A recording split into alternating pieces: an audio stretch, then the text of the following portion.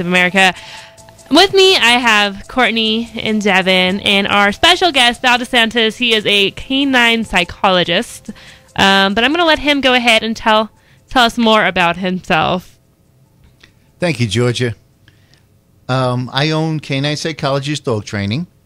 I've been involved in dog training for over 30 years. I'm a certified master trainer, behaviorist consultant. I'm certified in canine first aid by the American Red Cross, member of Therapy Dogs International, a member of Schutzen USA, as well as a freelance writer. So you have a lot of experience, obviously, with over 30 years with working with dogs and the different types of breeds. So you work with all types, right? That's correct. All right. So you've definitely had some hands-on with the quote unquote aggressive breeds, such as pit bulls, German shepherds, Rottweilers, those kind of dogs. Yes, I do. In your experience, when you first get to them and the client, are they aggressive? Or are they really just normal dogs like, hey, I don't know you, so I'm not going to quite warm up to you yet? Well, exactly the point. If you were walking down the street and just walked up to a stranger and try to grab their arm or something like that, you know that you're going to have an adverse reaction from them. Same thing with a dog. Dogs going to be apprehensive.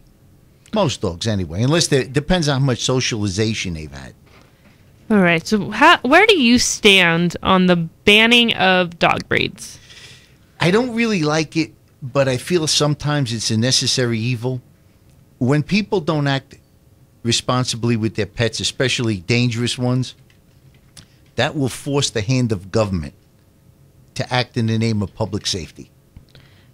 I know Denver has a pit bull ban where you even have to have a permit to drive through Denver. My sister's from Iowa. She rescued a pit bull. He used to be a fight dog. Okay. And he was like the bait dog for the fights. Right. Mm-hmm. And so we obviously live in Pueblo. Right. So she wants to come visit us. But in order to visit us, she has to drive through Denver. And she has to obtain a permit every time she does, just for her pit bull that is remaining in her car the whole time through Denver, which I think is a little bit, it's definitely wrong. I know a lot of people argue that dogs don't have human rights, but that's kind of like saying, well, this one person messed up, so the whole class gets punished for it. But I mean, it doesn't make sense to me. It doesn't make sense to me at all. I mean, that's like saying everyone in jail right now is whatever they did is, we no longer have certain rights because they did something wrong, which is true in some aspects, but that's not really what I'm getting at. But so what are a few reasons that make dogs behave aggressively? Genetics plays a huge role. Breeding. Some of the things that people do to certain breeds, such as tying them up in the backyard. That makes dogs aggressive. If you leave a dog in the backyard unattended and just put a house back there for them to go in and stuff, what happens is you're teaching the dog to be territorial. Okay? And what people don't understand is that, when they talk about dog bites sometimes, they ask a question, did it break the skin? I mean, there have been dogs I've seen that can break your arm. So these dogs are serious. Mm-hmm. And, when people act irresponsibly with their animals, you force the government to do this because the government has an obligation to protect the public. That's true. But is there any reason you could think of why dogs behave differently between children and adults? Because I know, at least in my experience with my dogs, they were fine with kids, and so the kids started kind of going into their bubble, so to speak, pulling the hair, keep messing with them until eventually they just snap. And at that point, you then blame the dog, saying, well, he shouldn't have done that. And when I'm looking at it saying, well, that 4-year-old little girl probably shouldn't have pulled his tail. Well, first of all dogs are predators. That's what they are. Mm-hmm. Most dogs, a high majority of them, will always try to avoid confrontation. Mm-hmm. They'll always try to, if you give them space to get away from a situation, they will. In the case of the children, a lot of times dogs will nip at kids to correct them. And that's the way dogs correct each other. Okay? it is the human's responsibility not to let the kids abuse the dog, to put the dog in a bad spot. So once again, it goes back to the owner. You know, I've trained in my career over 50 pit bulls, and I never had a problem with one of them. Okay? So inherently, they're not bad dogs. They're not these evil, vicious dogs. However, in the wrong hands, they could be a problem. And that can be said about a lot of things. Sure.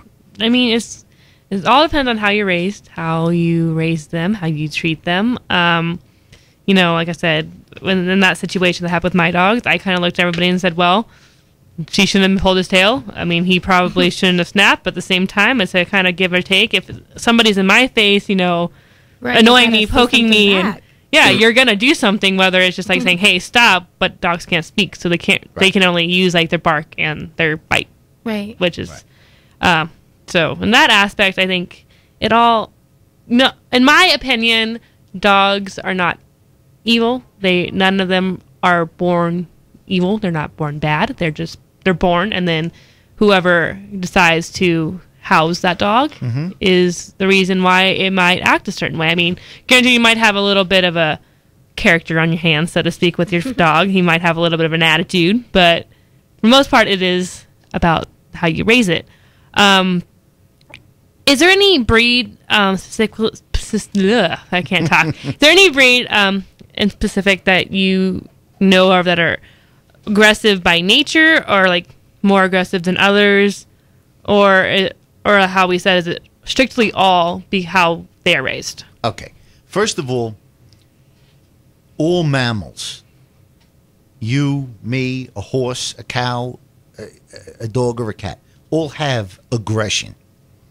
Okay? Aggression is a very complicated subject. Okay? Now, what you're referring to is if a dog goes to bite somebody. A lot of these are learned behaviors. I had a dog last week, for instance. Lady brings the dog out on a leash. This dog wanted to eat me. Okay? This was a bad little dog. Okay? So what I did was I have a plastic wiffle ball bat with a Halloween rubber hand taped to the end. So while she was holding the dog, I decided I'm going to go and rub the dog's face with it. And the dog never bit the hand. And the reason why the dog never bit the hand is that dog was using aggression as a show to make me go away. He had 100 times to bite the hand. He never bit it. I even pushed the dog into a corner with that hand, and he still didn't bite it. But he still carried on. It was a big show. Okay? That dog learned over time that I can make you go away if I put on a big show. So is there a certain way that we should approach a dog that will make it maybe less aggressive? Right. If you see you have a dog that's aggressive, don't approach it. Don't go near it. Okay? Because most people are not qualified to discern, when a dog's putting on a show and when he's for real. Okay? I've seen some dogs that I've trained in protection work that if they put on a show like that, they're going for it. And they're going to hurt you. I mean, really, there'll be pieces of you missing. I mean, they're serious dogs. Rottweilers, German Shepherds, Doberman Pinschers. But in general, like whether they're putting on a show or not, how should we approach dogs in a way that won't make them feel threatened, maybe, or that we can show that like we're not going to hurt you, we just want to pet you because you're cute. If you have a nervous dog that you can see is visibly nervous, stand there, blank expression, no emotion at all. Let the dog come to you. Let the dog approach you. And then if you go to pet the dog, always pet the dog on the side of the face. Never pet him on top of the head because he can't see your hand. Just pet him on the side of the face. Or throw some treats at him. Like a peace offering. We're going to bribe him. Exactly. Bribe him with the treats. Exactly. Why do you think certain people have a perceived idea about certain dogs? Do you think it's movies, just stories that people tell?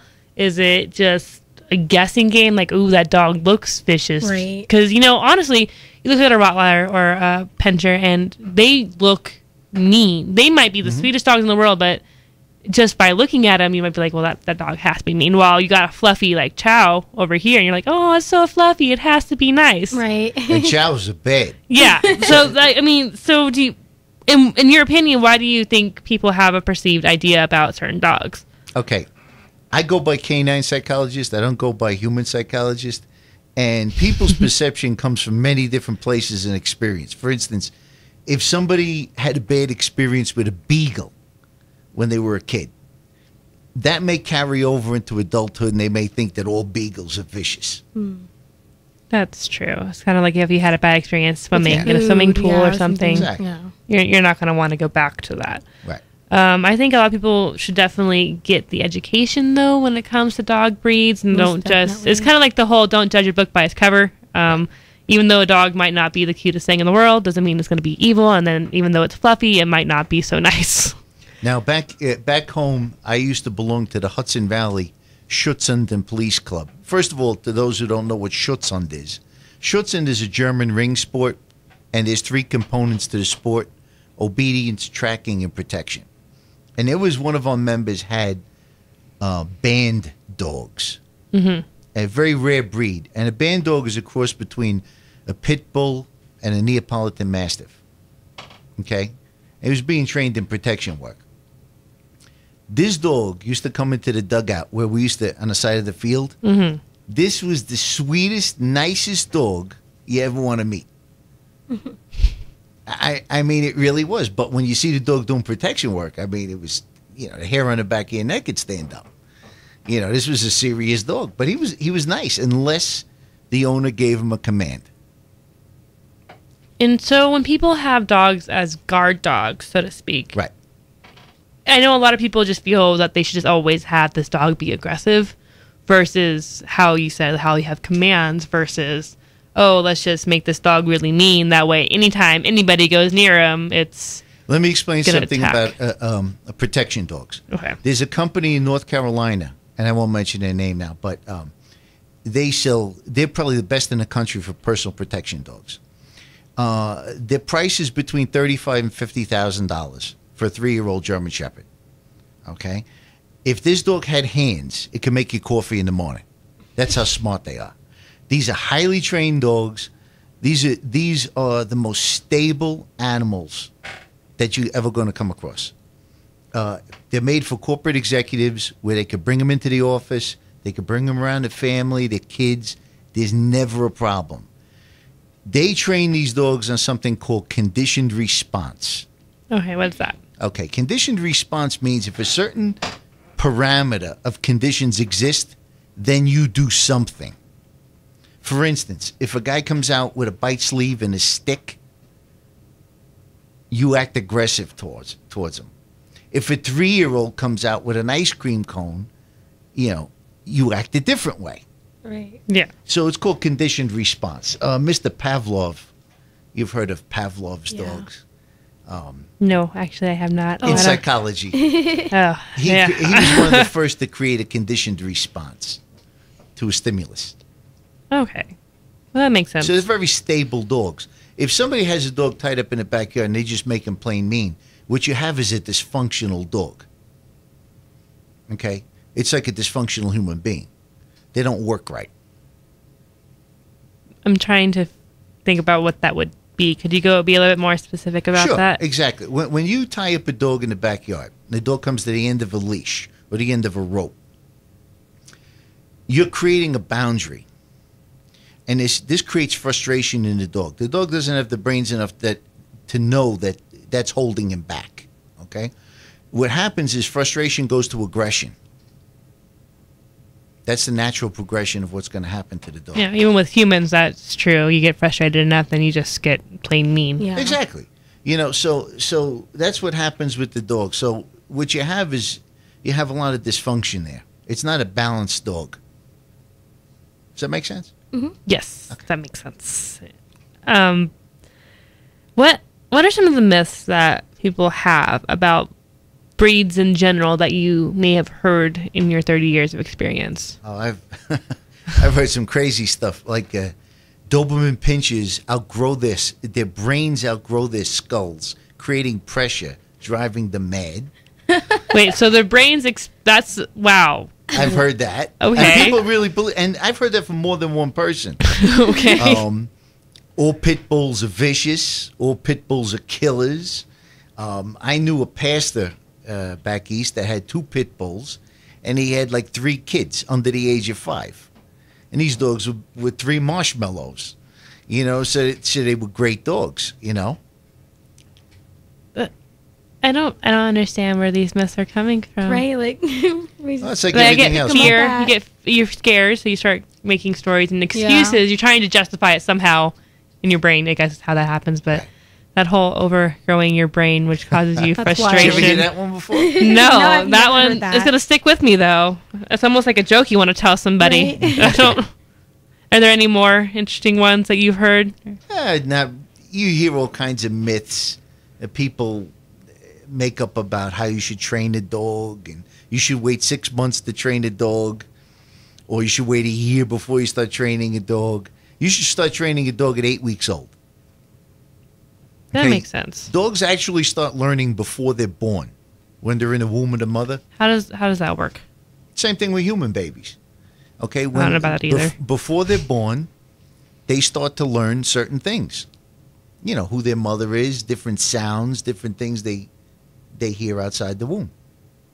And then when they're born blind and deaf. I knew that one. Okay? Okay. And it's really important that the dog spends the first 8 weeks of its life with its siblings and its mother. It's part of the socialization process. Oh, I didn't really know that. But again, like I said, I don't really know much about babies in general. So puppies is obviously not something I know about. But are mixed breeds with only a trace of the aggressive breeds? So let's say a golden retriever with a part pit bull or part Rottweiler. Are they still likely to show? Are they more likely to show aggressive behaviors versus those that are just the dog breeds that are not as well known for their aggression? That depends. And breeding is another very complicated subject. Okay? There are people out there that think if they put 2 dogs together and make puppies, now they're a breeder. And they sell the dogs out of the back of their station wagon at Walmart for $25 a piece. Okay? And I've seen that. And you have accidents waiting to happen there. Because, once again, let's go back to genetics. Okay? I have a German Shepherd and a Dachshund. Mm-hmm. Now, my German Shepherd is a West German working bloodline dog. Okay? Her father in 2008 was number 2 in the world in the sport of Schutzen. Her breeder is in the top 5 breeders in the world. And I befriended this person, and I spent a lot of time with them, and she taught me a lot about breeding. I wouldn't, and I think I'm a canine professional, and I wouldn't even attempt it because of what's involved to breed a good dog. So whenever you mix dogs and breeds, a lot of times you really don't know what you're going to get. You don't know how it's going to end up. And it's not always about training. Sometimes it's just the genetics of the dog are going to be presupposed to certain things. Here, I'll give you a good example. I have a friend of mine back east. They went to this pet adoption thing. And they have 2 small children.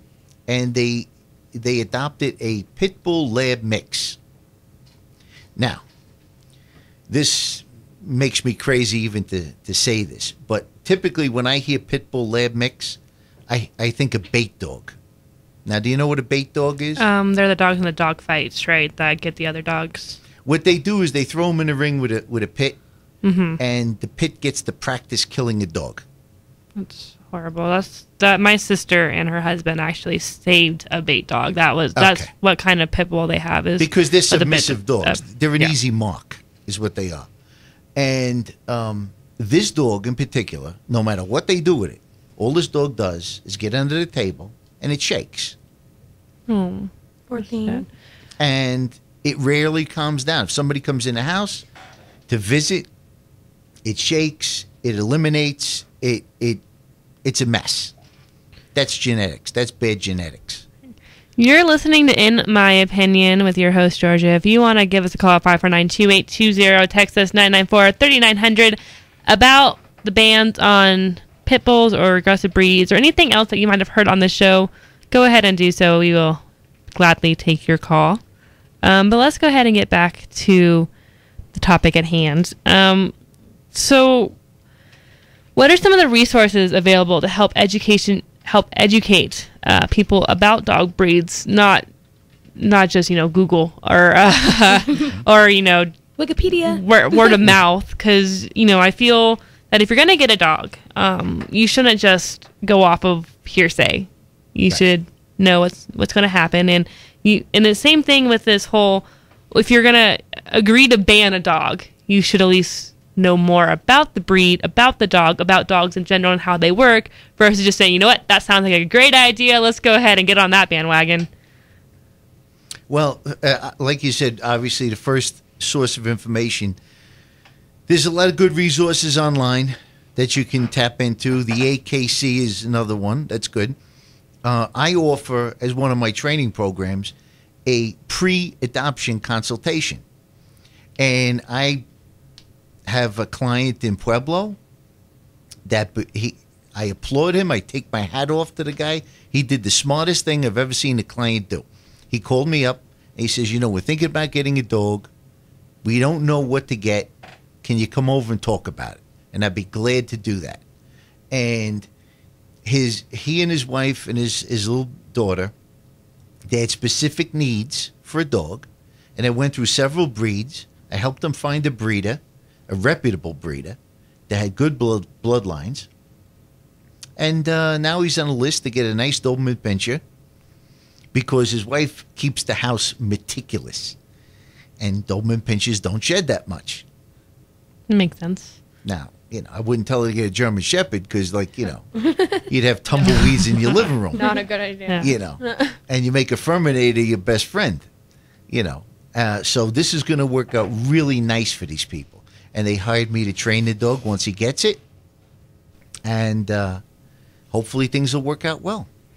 But you should always consult a canine professional that's, first of all, reputable and has references, certifications, and experience.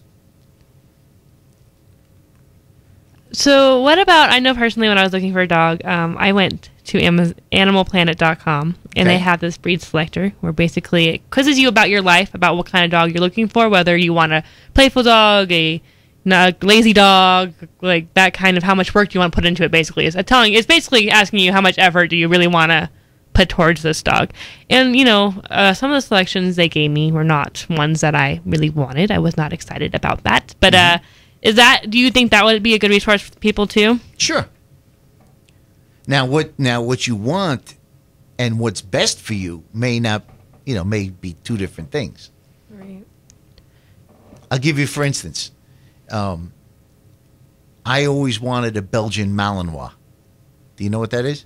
Nope. No. A Belgian Malinois, they use them in the police and the military quite a bit. And they look like German Shepherds, but their drive is off the charts. Now, I have a little dachshund at home. Okay. Could it work? Yeah, it could. But what I did was I got a female German Shepherd that I knew would be a good dog, get along with the little one, get along with my family, and it would be good. But I know the Malinois may have been a problem. So mostly what I'm gathering from as far as an educational standpoint is you can go online. Online is helpful. Just make sure you don't actually, just ask anybody. Make sure they have references and they know what they're doing and can help you more, which I think is a really smart idea. In my opinion, I think that is a great thing. It also, we are talking about the bans of aggressive breeds in Colorado, and it's kind of one of those the more you know moments where the more you learn about dogs, it helps you because maybe you don't know this, but we got a list of top 10 deceptively dangerous breeds that is put on by listfirst.com. Number 10 is a Dachshund, 9 is a Chow Chow, 8 is a Jack Russell Terrier, 7 Dalmatian, 6 a Cocker Spaniel, 5 a Bull Terrier, a 4 Shar-Pei, 3 Pekingese, and 2 Beagle, and number 1 is a Chihuahua. Okay. And nowhere on that list does it say a pit bull. So I'm not really sure where this whole let's ban pit bulls and aggressive breeds, when really just because these dogs look cute, they really could be. Let me tell you one of the biggest problems with pits. Okay. Okay. And once again, this goes back to an ownership problem, not a dog problem. It's not the dog. Dogs have 2 drives in them primarily. One is called prey drive. And prey drive is like when you throw a ball, it's what makes the dog chase the ball. Okay? The other one is called defensive drive. And defensive drive is you could take the most kindest, meekest little dog, back him into a corner, and his defensive drive will make him bite you to defend himself. Okay? To self-preservation. Okay? A lot of pit bulls have a very high prey drive. That's why they don't get along with other animals. Another thing also is there is no dog breed, and there's over 400 that the AKC recognizes. There is no dog breed that occurs naturally in nature. We made them all. We made beagles for hunting rabbits. We made retrievers for go chasing ducks when a hunter shoots the duck. Okay, we made certain breeds for herding. Okay, they perform a job. Pit bulls, somewhere in the lineage, were bred to fight. They were bred to fight other dogs. That's why you can grab a pit bull by the collar a lot of the time, and he won't bite a human. And they're great with humans. They're great family dogs. But they're not good with other dogs, especially little dogs, because it's the prey drive in them that makes them chase that little dog to kill it. It's like certain terriers. Terriers were bred as ratters to kill rats on a farm. Isn't a pit bull considered a terrier, though? Like, yes, they are. Mm-hmm. Yeah. Actually, there really is no such thing as a pit bull. A pit bull is a mix of terriers, like the Staffordshire Terrier, and stuff like that. But the American pit is what we're used to seeing. All right, we got to take a short break, but before we go to that, I want to leave you with maybe it's a question, not just for my panel, but for listeners as well. Maybe instead of banning aggressive dog breeds, wouldn't it make more sense to make people have to take a class before getting a dog that may be known for that? But we're going to take a short break. We will be right back, in my opinion, in a few seconds. You mind if I play something for you? No, not at all. Do you have a special someone you want to express your love to? Want to say you care but don't have the right words to say? Well, let a song do it for you. Send in your dedications to Slow Jams with Haley every Monday night from 9 to midnight. We'll be discussing a relationship topic each week, and of course I'll be playing all of your favorites in R&B. So how about it? Listening to Slow Jams, if only on Monday nights, here on REV89. REV89. This hour of programming was made possible by the Party Zone. The Party Zone provides inflatable bounce houses for all types of parties. Houses include SpongeBob, monster trucks, giant slides, castles, water slides, and jousters. They also offer snow cone and cotton candy machines, as well as a DJ service. For more information, please call 404-9000 or go to partyzonepueblo.com. Rev89 would like to say thank you to Party Zone for supporting non-profit, non-commercial college radio in Southern Colorado. The views, opinions, and conclusions expressed on this show are those of the show hosts, guests, and not necessarily those of KTSE-FM or CSU Pueblo. Welcome back to In My Opinion. We are talking about bans on aggressive dog breeds. In the studio with me, I have Val DeSantis. He's a canine psychologist. He has 30 years of experience. He knows what he's talking about. Is what I'm getting right now. So when we went to break, I left you all with the question of, instead of banning pit bulls in Denver, Castle Rock, or Commerce City, wouldn't it make more sense to require people to take training or classes before getting a dog of any kind, really? So, like, I feel like the animal shelter, I'm just saying, oh, you have this much money, here's a dog. They should make you take at least, like, you know, a little bit of a class before you can actually get the dog. You know, it's funny you say that, but when I lived back east, I just recently relocated to the Pueblo area, by the way, about a year ago. In my town, the judge was a good friend of mine, and I tried to get a law passed that with certain, I created a list of strong breeds that, like driving a car or owning a gun or something like that, you had to take an aptitude test. The dog had to be evaluated by a, competent canine professional, and you had to take a couple of classes in training the dog. Of course, it never went anywhere because that makes too much sense. Yeah. And what happens is, and I also said that you should have, if you own certain breeds, you have to take out an extra insurance policy to cover you on that. But like everything else, when it gets into politics and stuff, Yeah. nothing makes sense. Basically, that's how that goes. That's a whole other kind of show going on there. So the next question I have is, if we start banning dog breeds, like let's just stick with pit bulls in particular. If we start banning pit bulls, how do you think it's going to affect the species? Is it going to make it to people? No one's going to. It's going to end up being like endangered because no one's. Not at all. What's happening with pit bulls is what happened with Doberman pinschers in the 70s. And I remember all that because I'm old. I was not alive then, so please fill me in. Dobermans in the 70s, there was a lot of bad bloodlines, and there was a lot of aggression, there was a lot of bad stuff, and they got a very bad reputation. What happened was, through selective breeding, they bred a lot of aggression out of the dogs. And a lot of Dobermans today, they're pussycats. They're great family dogs. They'll cozy up with you on the couch. They're nice dogs. And what's happening with pits is that there was a lot of bad breeding with them and too much breeding. If you go to any shelter, the vast majority of shelter dogs are pits. They're overflowing with pits. And it's a shame. It's terrible, But what's happening is there's a lot more people who are getting more into selective breeding of pits, the blue nose, the red nose pits, and they're coming out to be very nice dogs, and they're breeding the aggression out of them. So I know that's going to take time. You were talking about selective breeders and people who think they are breeders that are not breeders. In the trend of having smaller, cute dogs is still pretty big in America. We like designer dogs, basically, is what it is. And I know a lot of people are doing that with pit bulls and American pit bulls, and they're just kind of ruining a species, so to speak. Do you think that has anything at all to do with how they act, how aggressive they are, how their behavior is, or is it? It depends on the breeding. It really depends on who's breeding the dogs, how they're breeding them, the bloodlines that are involved.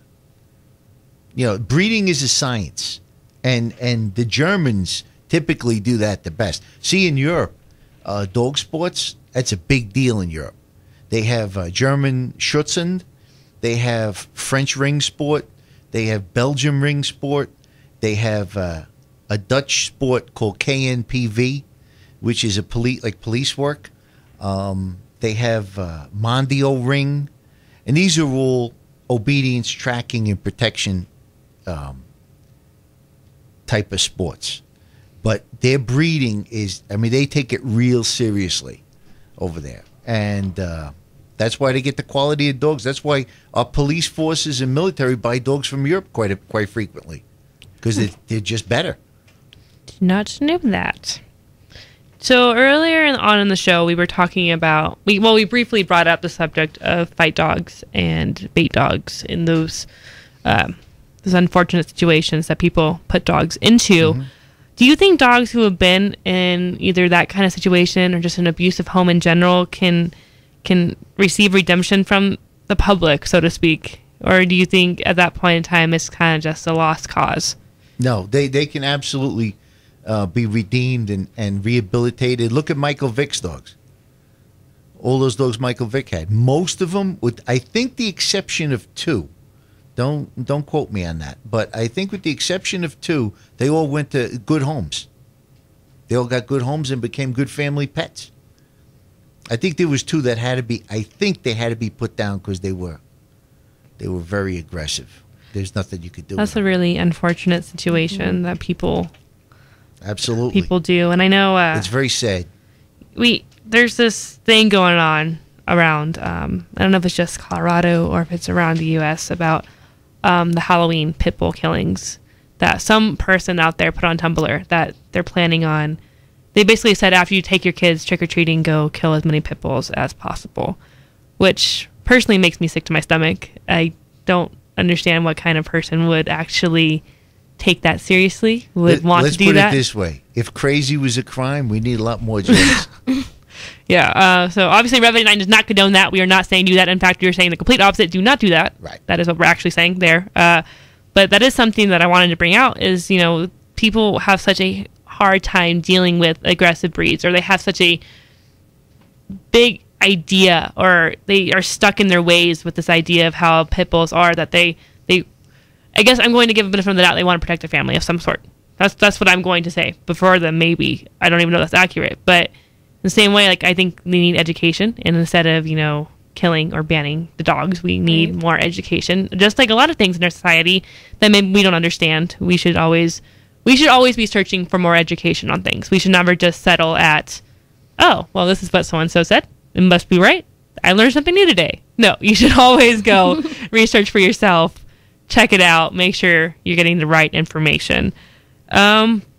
So, panel, got a couple questions for you. Hope you're ready for this. Okay. Sure, go ahead. All right. Fire away. Are there any dogs you're afraid of because of the breed's reputation? And Val, I'm going to let you answer that in a second, but I'm going to get to Courtney and Devin first. Okay. There's not any specific breeds in particular that I'm generally afraid of. I like dogs altogether, it really just depends on if I see the dog and if I see them, being crazy or aggressive or too much towards, me or someone else. And obviously, I might be a little bit more reluctant to, go hang out with the dog. But I've never personally experienced being afraid of any dog, specifically just because of their breed's reputation. Well, when I was younger, I was actually attacked by a German Shepherd. And now I have a German Shepherd. So I think that's kind of, And she's a puppy still, right? Or is that the other dog? I have a lab and a German Shepherd. My bad. So my lab is 9 months old. And my German Shepherd's older, about 5 years old. But I figured, taking that objective, it wasn't their fault. They were probably bred wrong, brought up the wrong way. It was an older German Shepherd that attacked me, so... Yeah, but, sorry, I got distracted there. Personally, I'm a little bit afraid of pinchers. I don't really like them. What was that? Of pinchers. I don't like them. Doberman pinchers? I don't like them. Okay. They might be really sweet, but I think of all the movies I watch, because they always have, the scary scenes with the junkyard dogs that are attacking. I'm really afraid of them. They, like I said, they might be the sweetest dogs in the world, and maybe one day someone will bring one up to me, and I'll be like, oh, I love you now, but... Right now, that's scary. And then I had an incident a few months ago with this. This family had two German Shepherd mixes. I'm not exactly sure what they were exactly, but they were very protective of the owner, and they somehow got out. And I was sitting on my front porch, and they ran right into my front porch, started barking in my face. And I was just I was so scared. I just sit still, no move. I was I'm gonna stay here. I put my hand out a little bit, my palm facing down, and I held it there. And I'm like, if you want to come sniff me, that's cool, but I'm not going to do anything. It's the most movement I made. And so, no, those particular dogs scare me a little bit. But, Val, do you have any dogs? I'm assuming you don't.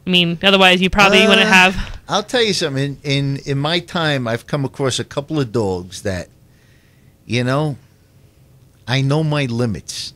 I know my limitations on what I can handle and what I can't handle. And 3 dogs come to mind that I've worked with all 3 different breeds, and I'm very apprehensive about working with them just because they're big dogs, and I want to be sure I can handle them. One is a band dog, and I mentioned that earlier. Mm-hmm. The next one is a Presa Canario, and the other one is a Canna Corso. You're like me with all these dogs. I have no idea what they would even look like. Canna Corso is an Italian Mastiff. Okay. And the Presa Canarios, I believe, from the Canary Islands, and they're used to herd cattle, to protect cattle.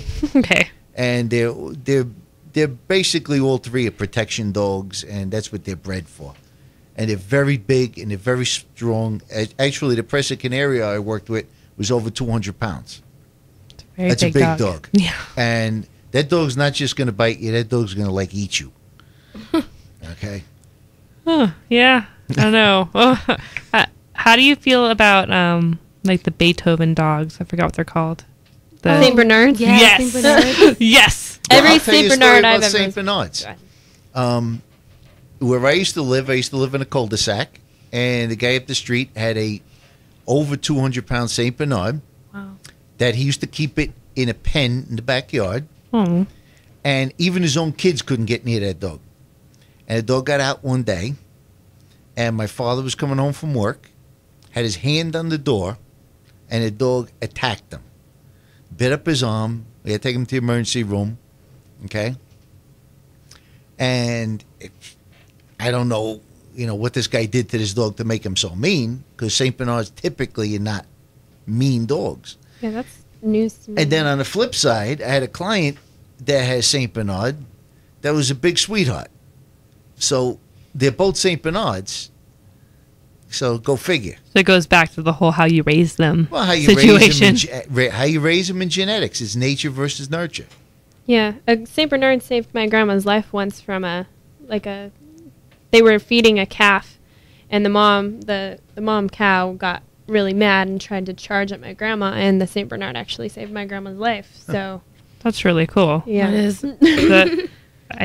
Well, on the bright side, that story I was talking about a few months ago, my dog literally, we had the window cracked, and we had a top window and a bottom window, so the bottom window looked that's like maybe a foot or two off the floor, and it was cracked. So we were out the house, and the dog, we had like a German Shepherd Lab breed. We saw the other two dogs running up to me, barking at me. He literally lifted up the window with like his back and everything, and charged at the other dogs. And I was like, "Thanks, Riley. Appreciate it." That's the only time that dog has ever done anything nice for me. But we're gonna go with it. So, how do you feel about the bans trying to be passed? Because obviously they have been passed in certain places like Denver, where they have the pit bull ban, and then Castle Rock, which is also a pit bull ban. Commerce City, however, had the pit bull terriers and wolf hybrid ban, so they're a little bit more broadened in their ban situation. So, how do you feel like if Pueblo was to set a ban, how would you react to that? And that's open to everybody, including listeners. If you want to get us a call, 549-2820, text us 994-3900.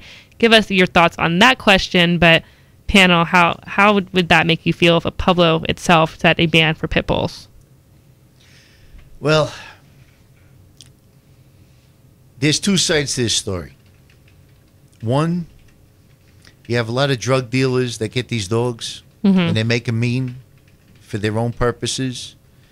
You have people who are ignorant, who just keep the dogs tied up in their backyard, and if the dog ever gets out, it's their problem now is going to become your problem.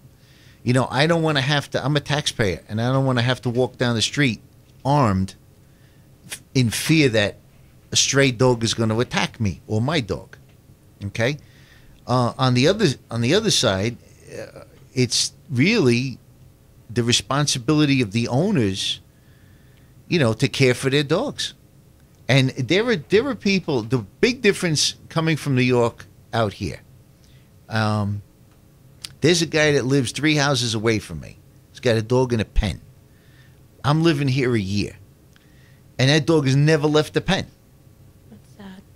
And that dog barks so much that his throat sounds like he's going hoarse. He's losing his voice, right? Now, I talked to the lady that lives there. She had a tag sale. And she says that dog bit her boyfriend, and it was an aggressive dog and everything. But, common sense dictates. If you're cooped up in a cage and you never see the light of day, you're going to be aggressive too. It's common sense.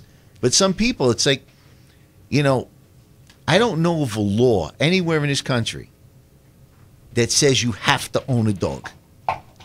If you don't have the time or the wherewithal to take care of a dog properly, don't own one. It's just that simple. If you can't do it right, don't do it. That can be said for regular people as well, like babies and other things. Oh, sure. But And which a lot of people, I know their dogs are like their children. That is what happens. And so, I know my dogs are. And I They're know my babies. I know a lot of what we talked about tonight is kind of falling into that. Dogs are a lot like people in the sense of how they react to certain things. I mean, obviously they are more territorial. They are, like to prey on things more, so to speak. But, if you push them, they push back. If you are too aggressive, they get aggressive back. That kind of situation. And, we all are raised in certain ways. And maybe if we're raised in a aggressive environment, maybe we're not so nice of a person. Right. It's kind of so that might be another way of thinking about the subject. It's not just their dogs, but think about, well, a lot of this could be transferred over to other things and other people and other breeds. So I know a lot of people out there might be listening like, well, I have a golden retriever. I don't have to worry about this ban. Well, think about that. If they put a ban on your golden retriever, how would that make you feel? It's the exact same thing as if someone owns a pit bull or not.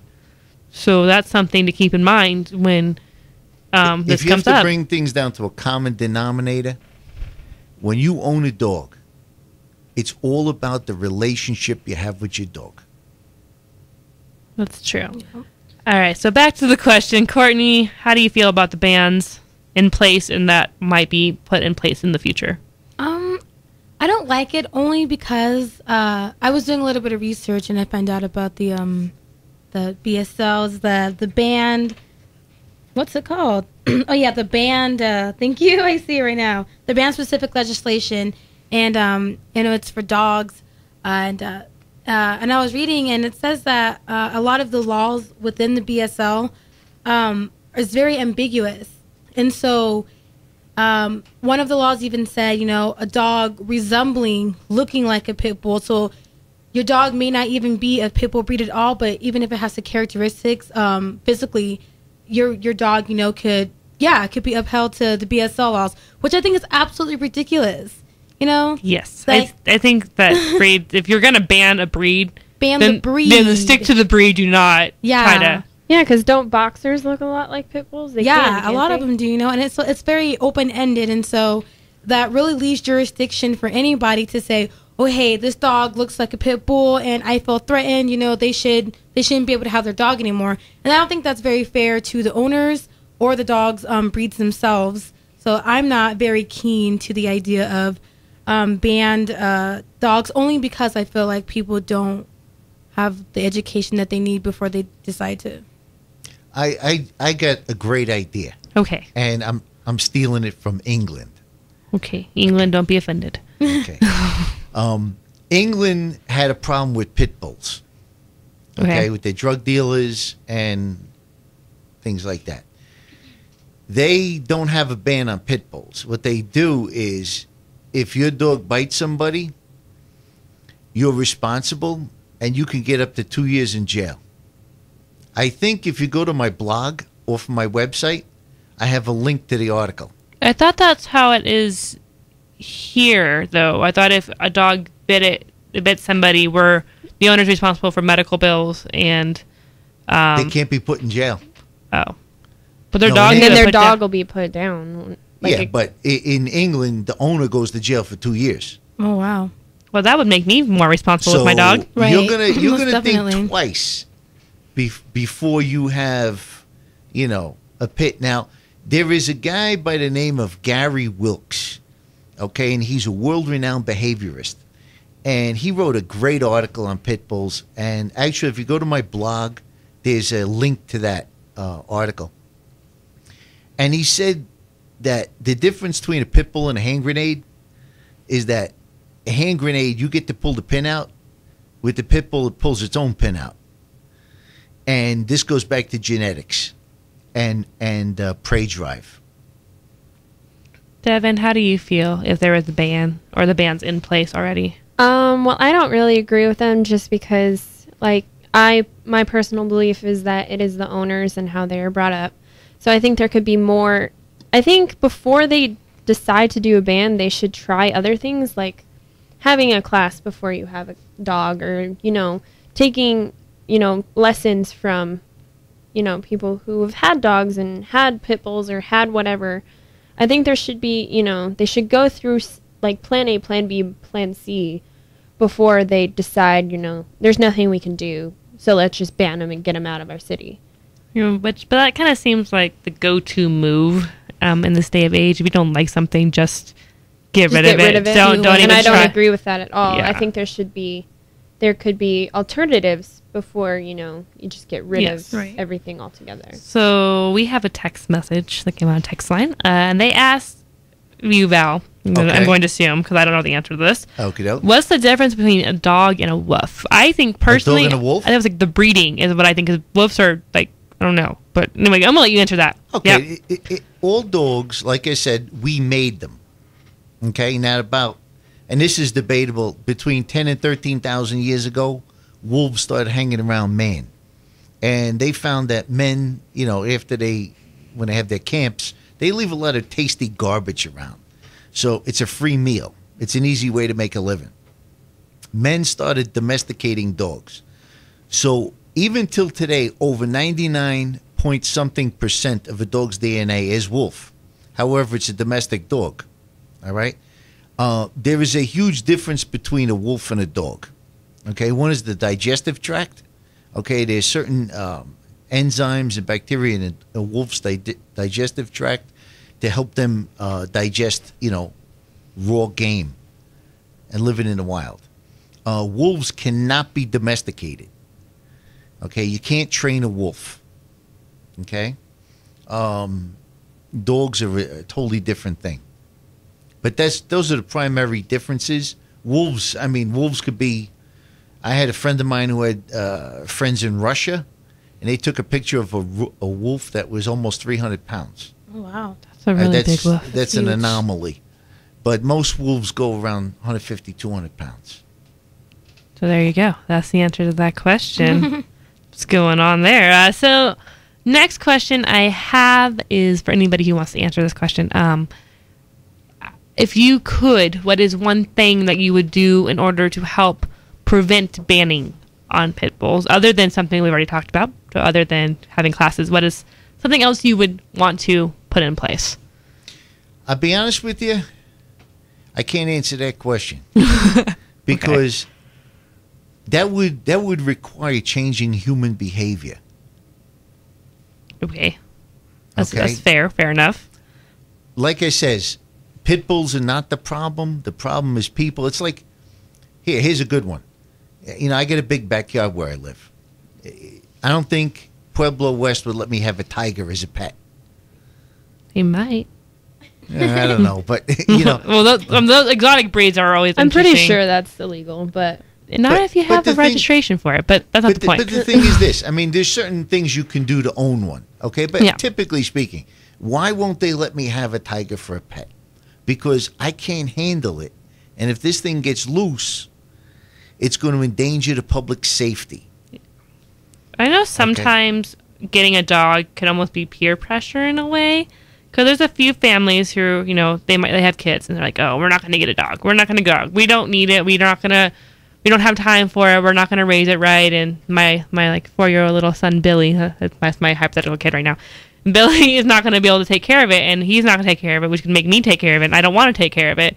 But then, whether it's their family or neighbors or something, they're going, but he needs a dog. Everybody needs a dog. They need a pet. And so I kind of feel like sometimes people get peer pressured into owning a pet that maybe they're just not ready to own. Mm-hmm. If you really need a pet, get a goldfish. Exactly what I was going to say. Unless you're my roommate, because she killed hers last night. But no, it's Pip. Like I said, this ban is towards pit bulls and aggressive breeds. But when you're thinking about this topic, you have to think of it open-mindedly. So saying, any breed. It could be any breed at any time that maybe they had a few bad years in them. Just a few bad apples that they did something and now everyone's against it. Like, what if somehow a golden retriever just changed all of a sudden, became really aggressive? Are you going to try to ban all golden retrievers now? And eventually, where are we going to be able to have? Like, you're going to start looking at what kind of dogs we're allowed to own in Colorado. Mm-hmm. We're going to be down to 20 different breeds. Well, and this is where the government is going to start to tell you what you can and cannot do. Yes. Okay, we'll save that discussion for another show. But, the thing is, once again, I think if people... You ever see that show, Pit Bulls and Parolees on the Animal Planet? Yeah.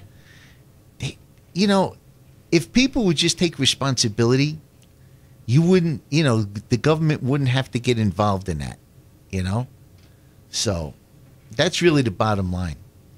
Yeah, but these things sometimes they come to a vote, for the public. And so, I mean, that's a whole other side of things you have to think about when you are looking at this. I'm not sure if it's going to be on any ballot in Pueblo anytime soon. I don't think Puebloans will go to that very well. But, you know, we're going to go ahead. I'm going to go around, do a quick little final thoughts for the panel. So keep it short, guys. Keep it short. But, Dev, I'll start with you.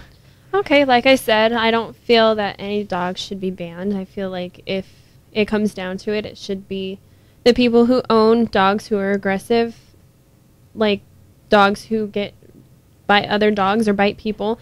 The owners should be responsible. It shouldn't be all on the dog. It should be about the owners. Okay, Val? Once again, just to reiterate what you said, it's all about the owners. And you know, I urge people out there to have a relationship with your dog. Okay, just don't stick them in the backyard and give them water and give them food and say hello to them once in a while. You know, have a relationship with your dog. So have time for them. All right, Courtney? I would just say definitely if you know, the things that you may have heard about certain breeds of dogs may not always be true. And before you make, you know, a decision or a certain perception about these animals, definitely go out there and get more education for yourself because, you know, word of mouth isn't always true. And, you know, just to be more aware of what's going on, like especially in your neighborhoods, because neighbors have dogs, you know, you want to make sure you know what's going on. So I definitely say education. I think bans are only appropriate when it's going to hurt a large population. One dog is not going to hurt 20 people unless, you know, they aren't brought up right by the people, by their owners. So I don't feel like it shouldn't be a problem. Like, you should just train your dog better, get the education. Don't get a dog unless you're ready for it. But, you know, this is, in my opinion, we're wrapping up tonight's show. Thank you, Val, for coming on the show. Thank you very much for having me. It was great. If you want more information, we put it all on our Facebook page. That's facebook.com/rev89. While you're there, make sure you go ahead and like it. But we'll be back next Sunday, same time, same place, different topic, new guests. So make sure you check that out. And keep it locked here on Rev89. Back to Pueblo's hottest music in less than 60 seconds. This hour programming was underwritten by Pueblo Records and Tapes. PRT is located at 11